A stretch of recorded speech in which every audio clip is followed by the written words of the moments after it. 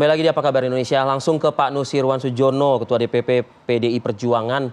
Pak Nusirwan menyambung pernyataan dari Willy Aditya ya, dan juga apa sih komentar PDI Perjuangan? Sudah ada tokoh bangsa yang menyatakan maju, siap menjadi calon presiden. Bagus, bagus sekali. Jadi apresiasi bagi kalau mau jadi pemimpin ya nggak usah pakai malu-malu ya, menyampaikan saja langsung. Jadi soal nanti siapa yang akan mengusung itu urusannya lain. Tapi kalau misalnya sudah menyatakan diri untuk siap menjadi presiden, ya bagus sekali menurut saya. Oke, nah tapi Pak Nusirwan begini kok, tadi kan Mas Willy mengatakan bahwa ada berbagai macam pertimbangan ya kalau Partai Nasdem secara internal akan mengusung capres. Nah kalau dari internal PDIP sendiri, ini apa yang menjadi kriteria pertimbangan akan mengusung calon presiden untuk 2024? Apakah misalnya sosok kader internal atau non kader internal pun juga bisa berpotensi akan diusung oleh PDIP? Ya tentu kalau PDI kan di internal, di daftar semua sudah tahu, kita banyak maksudnya siap di internal sendiri sudah siap untuk mencalonkan, mengusung, mengajukan sebagai calon presiden. Dan itu bisa dipahami bagi semua partai pun seharusnya demikian pula. Jadi seperti Mas Aditya sudah partainya sudah di dalam forum internal sudah memutuskan, merekomendasikan nama-nama. Ya sudah, itu tinggal tergantung siapa yang partainya yang akan mengajukan. Jadi tidak ada hal yang istimewa ya. Siapa saja boleh, Mas Adi Prayitno juga boleh.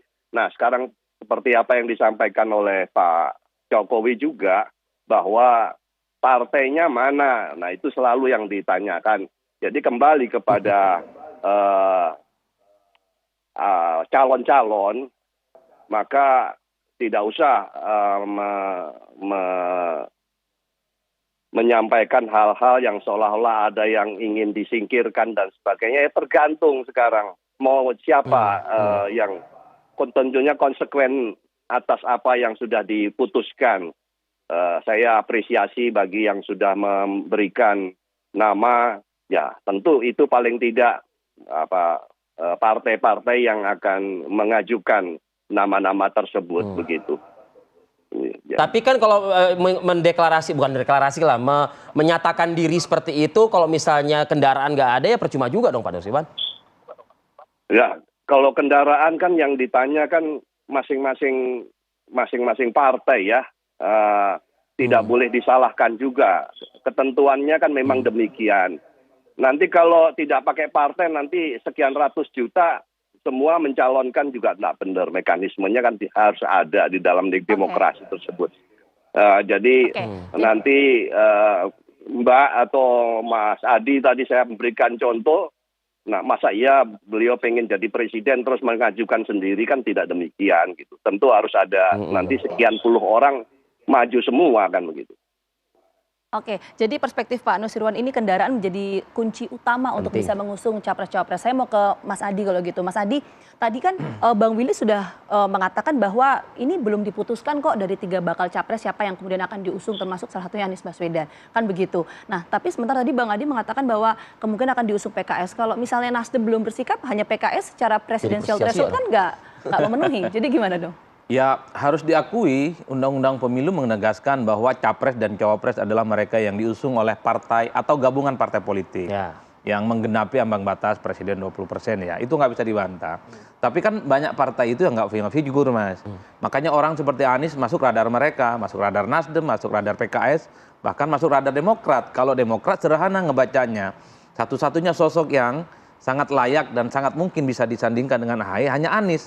Karena kubu yang lain, terutama partai-partai koalisional pemerintah, terkesan tidak mau dan terkesan menutup diri dari AHY dan Partai Demokrat. Itu kemauan Demokrat. Meskipun nama Anies di Partai Golkar juga disebut-sebut juga, terutama dari DPD Jawa Barat kan. Oh iya, tapi memang secara umum nggak mungkin itu, Mas. Karena suasana hatinya memang di Golkar itu adalah Erlangga Hartarto. Kalaupun toh nyebut Anies, saya membaca itu untuk menjaga basis konstituen Golkar yang ada di Jawa Barat, yang memang lebih banyak juga pemilihnya ke Anies. Jadi kalau mau dibaca secara rata-rata, Anies sudah masuk. Saya membayangkan PKS itu otomatis ke Anies sebenarnya. Tinggal bagaimana Nasdem menegaskan dari 3 nama yang sudah masuk ini sudah diumumkan. Saya membaca untuk 2024, Nasdem ini mau jadi kingmaker. Kalau hanya sekedar tidak mau jadi kingmaker, cukup sudah Nasdem itu misalnya dukung Prabowo, dukung Erlangga Hartarto, ataupun dukung Puan Maharani untuk bisa maju. Tapi terlihat seperti itu ya. Makanya ini yang saya baca, Nasdem di 2024, menurut kita yang melihat ini dari jauh, sangat mungkin untuk pisah jalan dengan PDIP, sangat mungkin siap pisah jalan dengan PDIP. Pertanyaannya adalah, apakah Nasdem siap pisah jalan dengan Jokowi?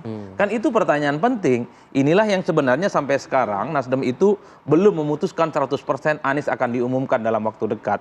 Jadi masih ada tarikan nafas, yang ada kalkulasi politiknya, apa kira-kira yang membuat stabilitas politik Nasdem kalau akhirnya akan mengusung satu nama. Bagi Nasdem, terutama nama Anies Baswedan. Saya di berbagai kesempatan selalu mengatakan 2024 Anies bisa maju. Salah satu poin pentingnya kalau kemudian Nasdem secara aklamatif menyatakan Anies sebagai kandidat capres. Di 2024 juga akan menarik pilpresnya kalau ada Anies Baswedan.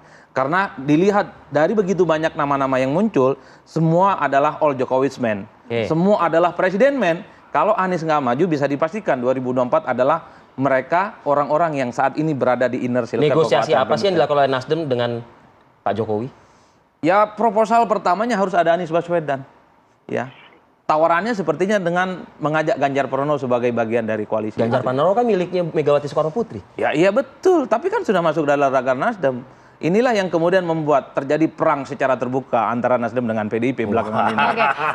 Karena Nasdem itu dianggap mendahului PDIP yang sampai saat ini belum memutuskan soal siapa yang akan diusung, Puan Maharani kah ataukah Ganjar Pranowo. Ini dinamika politik, Mas.